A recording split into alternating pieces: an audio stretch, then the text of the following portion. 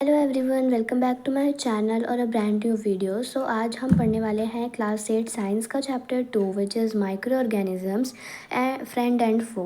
तो हम फटाफट से इस चैप्टर को स्टार्ट करते हैं। तो इस चैप्टर में क्या कहा गया है, हम बेसिकली पढ़ेंगे कि माइक्रो ऑर्गेनिजम्स एक्चुअल में होते क्या हैं। तो माइक्रो ऑर्गेनिजम्स क्या होते हैं? सबसे पहले तो माइक्रो ऑर्गेनिजम्स को हम माइक्रोब्स की भी कह सकते हैं। और माइक्रो ऑर्गेनिजम्स ऐसे ऑर्गेनिजम्स होते हैं जो लिविंग तो होते हैं, लिविंग ऑर्गेनिज्म तो होते हैं जैसे दूसरे होते हैं, लेकिन वो हम उनको अपनी आँखों से भी नहीं देख सकते। मतलब वो हमारे आँखों के सामने होते हैं लेकिन कभी भी हमें नहीं दिखते हैं। उन्हीं को कहते हैं हम माइक्रो ऑर्गेनिजम्स या फिर माइक्रोब्स। माइक्रोब्स ज़्यादा छोटा है तो इसलिए हम अब से माइक्रोब ही पढ़ेंगे। और माइक्रो ऑर्गेनिजम्स के 4 अलग अलग टाइप्स होते हैं, जो कि है बैक्टीरिया, फंगी, प्रोटोजोआ और एल्गी। और एक और होता है हमारा वायरस। वायरस क्या होता है? वो भी माइक्रोस्कोप है, यानी उसको भी हम माइक्रोस्कोप में देखते हैं, लेकिन वो दूसरे ऑर्गेनिजम्स माइक्रो ऑर्गेनिज्म से अलग होता है। कैसे?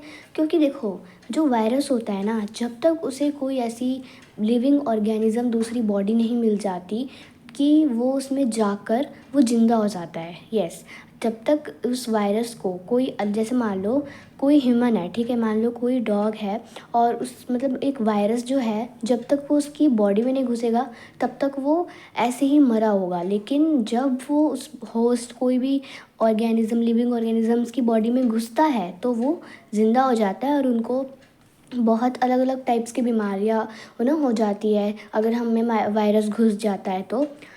और वायरस से हमें काफ़ी ज़्यादा कुछ अलग अलग डिजीज़ होते हैं। डिजीज़ मतलब होता है बीमारियाँ। सबसे जो तो कॉमन होता है वो होता है ज़ुकाम। ज़ुकाम हमें वायरस की वजह से होता है।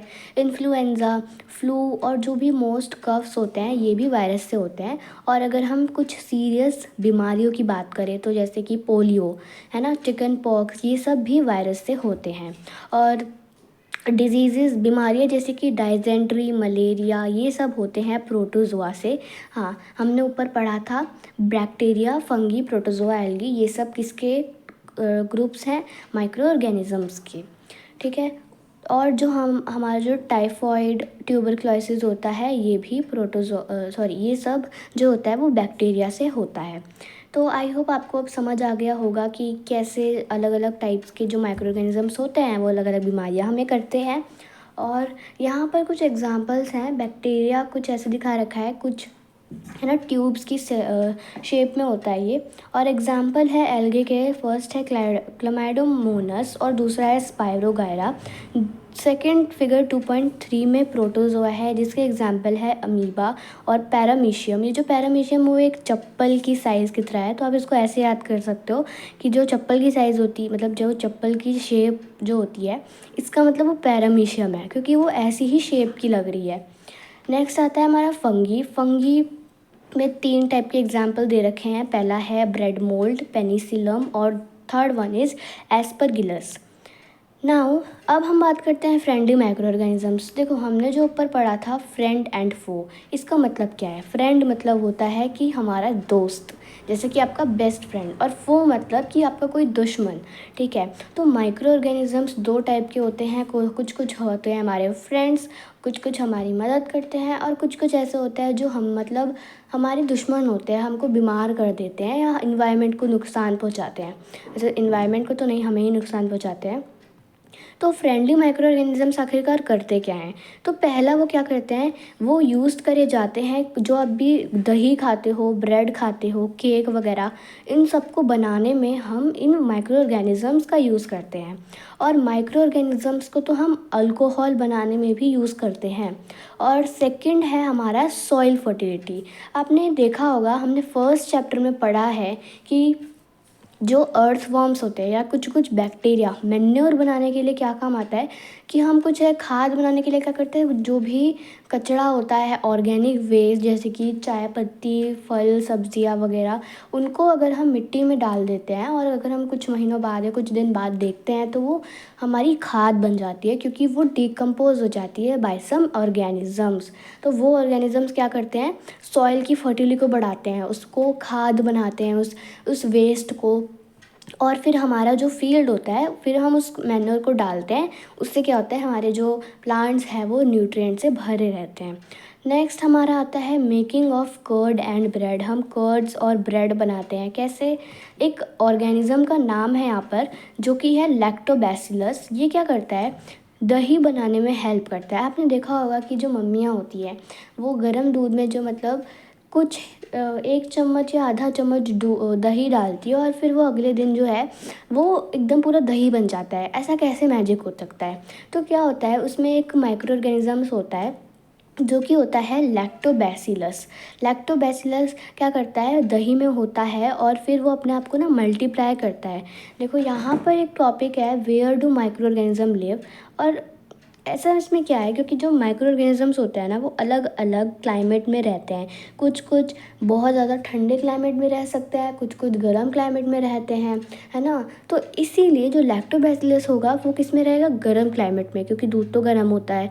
अगर लेकिन अगर ज़्यादा गर्म दूध होता है तो आपने देखा होगा दही नहीं जमती है। तो वही है कि अगर दूध हल्का गर्म है तो वो जो लैक्टोबैसिलस है वो अपने आप को मल्टीप्लाई करेगा, अपने आप को बढ़ाएगा और उस दूध को मिल्क को कर्ड में कन्वर्ट्स कर देगा। और जो बैक्टीरिया होते हैं वो चीज़ बनाने में भी यूज़ करे जाते हैं, पिकल्स और अदर अदर फूड आइटम्स। और जो आपने देख रखी है रावा, सूजी, जो आप इडली खाते हो, भटूरा, ये सब, इन सब में भी ये जो माइक्रो ऑर्गेनिजम्स हैं वो होते हैं।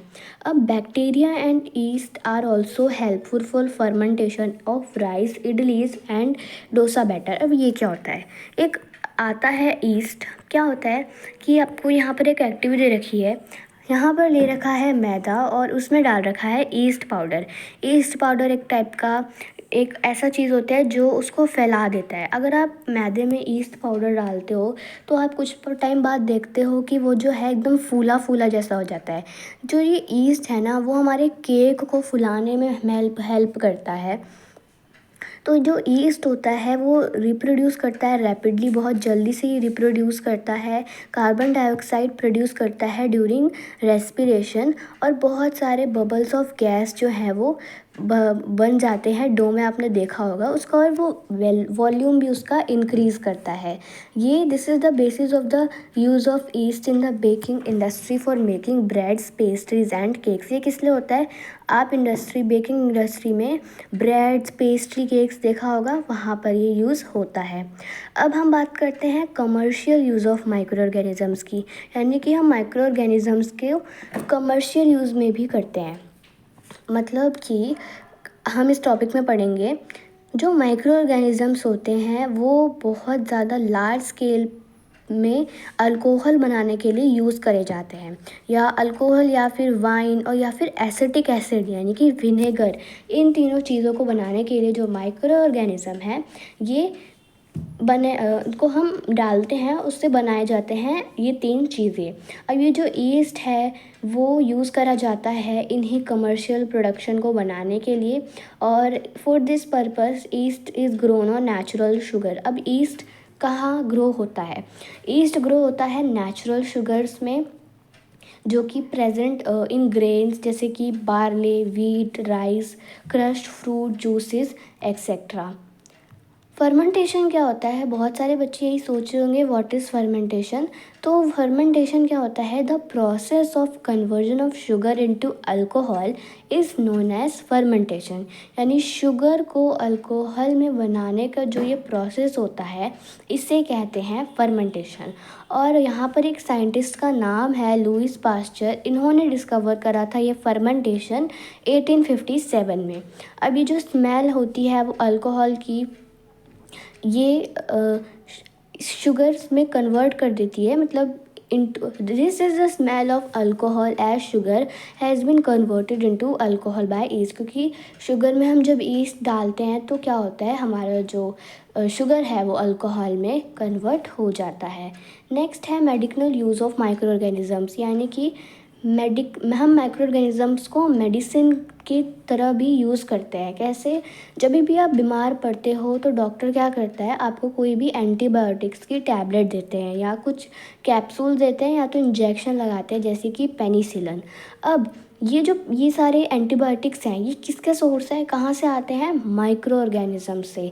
ये ऐसे माइक्रो ऑर्गेनिज्म जो ऐसी मेडिसिन जो कि किल, मारे या फिर स्टॉप करे उन माइक्रो ऑर्गेनिजम्स जो हमें मतलब बीमार करते हैं, उन मेडिसिन्स को कहते हैं हम एंटीबायोटिक्स। एक बार फिर से, ऐसी मेडिसिन्स जो कि मारते हैं या फिर ग्रोथ को स्टॉप करते हैं, ऐसे डिजीज़ कॉजिंग माइक्रो ऑर्गेनिजम्स, यानी जो हमें बीमार करते हैं, उन माइक्रो ऑर्गेनिजम्स को मारने वाले मेडिसिन्स को हम क्या कहते हैं, एंटीबायोटिक्स। और इसके कुछ एग्जांपल हैं जैसे कि स्ट्रेप्टोमाइसिन, टेट्रासाइलिन और एरिथ्रोमाइसिन। अब यहाँ पर एक वापस से एक साइंटिस्ट का नाम है, 1929 में अलेक्जेंडर फ्लेमिंग ने, मतलब वो जो वर्क कर रहे थे culture of disease causing bacteria पे, तो उनको अचानक से कुछ स्पोर्स मिलते हैं, लिटिल ग्रीन, छोटे छोटे ग्रीन के कुछ दाग धब्बे मिलते हैं। कहाँ पर, in one of his culture plates, उनकी एक कल्चर प्लेट पे उनको एक छोटे छोटे ग्रीन कलर के धब्बे मिलते हैं। उन्होंने जब ऑब्ज़र्व करा, he observe that the presence of mould prevented the growth of bacteria, कि जो मोल्ड है वो प्रिवेंट कर रहा है बैक्टीरिया की ग्रोथ को। प्रिवेंट मतलब किसी चीज़ को रोकना। In fact it also killed many of these bacteria, और जो बैक्टीरिया मतलब जो पेनिसिलिन है वो बहुत सारे बैक्टीरिया को मारने में मदद कर रहा है। So from this the mould penicillin was prepare. तो इसी टाइप से हमारा जो पेनिसिलिन था वो बना था कब, 1929 में। और किसने इन्वेंट करा था, अलेक्जेंडर फ्लेमिंग ने। नेक्स्ट यहाँ पर है कॉमनली नोन एंटीबायोटिक्स। ये कुछ हमने एग्जाम्पल पढ़े एंटीबायोटिक्स के। Now the antibiotics are manufactured by growing specific microorganisms and are use to cure a variety of disease. अब ये जो एंटीबायोटिक्स है इनको हम मैन्युफैक्चर करते हैं कुछ स्पेसिफिक माइक्रो ऑर्गेनिजम्स को ग्रो करने के लिए, और बहुत सारे ऐसे डिजीज़ जो होते हैं उनको क्योर मतलब उनका इलाज करने के लिए। अब जो एंटीबायोटिक्स होते हैं वो मिक्स होते हैं, जो पशुओं का जो खाना होता है उसमें भी ये मिक्स होते हैं ताकि उनको कोई बीमारी ना हो, कुछ उनको डिजीज़ ना हो। अब यहाँ पर एक बॉक्स दे रखा है, इसमें क्या लिखा है कि it is important to remember that antibiotics should be taken only on the advice of a qualified doctor. अभी जो एंटीबायोटिक्स होता है ना, ये हमारे लिए हार्म भी हो सकता है। मतलब पहले तो हम पढ़ते हैं इसके प्रिवेंशंस क्या क्या है, कि हमें कैसे लेना है इसको। तो सबसे पहला ये है कि आपको सिर्फ़ और सिर्फ इसको जब मतलब अगर कोई क्वालिफाइड डॉक्टर, यानी कि कोई पढ़ा लिखा कोई डॉक्टर है, जब आपको एडवाइस करता है कि आपको एंटीबायोटिक्स लेनी चाहिए, तभी आपको एंटीबायोटिक्स लेनी है। और also you must complete the course prescribe by the doctor. और आपको जो मतलब डॉक्टर ने कहा है 4 दिन के लिए खाना है, तो आपको 4 दिन के लिए ही खाना है, उससे ज़्यादा या उससे कम भी नहीं खाना है। कुछ लोग ऐसे करते हैं कि मतलब 2 दिन खाते हैं, उनको आराम फील होता है, तो वो लोग फिर आगे नहीं खाते हैं। बट नहीं, आपको ऐसा बिल्कुल नहीं करना है। ऐसा क्या होता है कि जो हमारे एंटीबायोटिक्स, जैसे मान लो कोई डिजीज़ कॉजिंग माइक्रो ऑर्गेनिजम्स हमारी बॉडी में है, ठीक है, और आपने एंटीबायोटिक ली 2 दिन की, तो उसने तो मार दिया, लेकिन पूरे माइक्रो ऑर्गेनिजम्स को थोड़ी ना मारा जो हमें बीमार कर रहे हैं। फिर क्या होगा कि आगे उनका जो है वो और शक्तिशाली बन जाएंगे, और फिर ये जो एंटीबायोटिक है उनका भी डोज बढ़ाना पड़ेगा, क्योंकि फिर वो तो ऑफकोर्स वो फिर मार नहीं पाएंगे उन microorganism, disease causing microorganisms को। And it may make the drug less effective when you might need it in future. और जैसा मैंने आपको बताया अभी कि ये ड्रग को लेस इफ़ेक्टिव बना दे, ड्रग मतलब दवाई वो वाली, ये लेस इफ़ेक्टिव यानी उसको कमज़ोर बना देगा, मतलब कम हो जाएगा, और जब भी आपको अगर फ्यूचर में इसकी ज़रूरत पड़ेगी तो। ऑल्सो एंटीबायोटिक्स टेकन अननेसेसरली में किल द बेनिफिशियल बैक्टीरिया। और अगर आप ज़्यादा मतलब 4 दिन अगर बोला है और आप 6-7 दिन और खा रहे हो, तो क्या होगा, ये जो नेसेसरी ये अननेसेसरी को तो मारेगा ही मारेगा, यानी जो माइक्रो ऑर्गेनिज़म जो आपको बीमार कर रहे हैं उनको तो मारेगा ही, लेकिन जो आपकी बॉडी के अंदर गुड एंटीबायोटिक्स है, कुछ गुड माइक्रो ऑर्गेनिज़म्स हैं, उनको भी वो मार देगा। So antibiotics however are not effective against cold and flu as these are caused by viruses.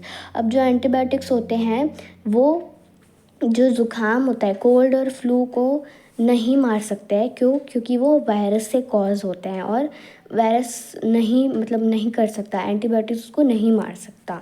तो यही हमने अभी तक पढ़ा। नेक्स्ट वीडियो में हम इसका आगे तक पढ़ेंगे कि वैक्सीन कैसे काम करती है, एंटीबॉडीज़ वगैरह वगैरह। तो हमने यहीं तक पढ़ा।